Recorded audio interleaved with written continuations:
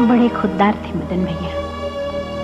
अपने आदर्शों को वो किसी के सामने न झुकने देते थे न दबने देते थे।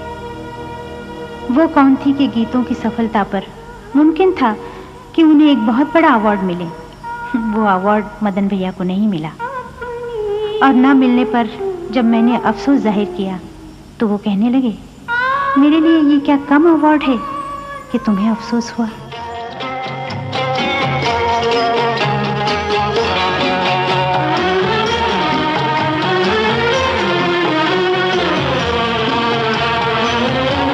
अधूरा हूँ मैं अफसाना, जो याद आऊं चले आना। अधूरा हूँ मैं अफसाना, जो याद आऊं चले आना।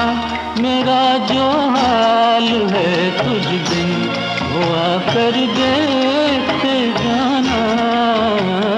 भीगी भीगी पलकें छम छम आंसू छलके, खोई खोई आंखें हैं उदास, नैना बरसें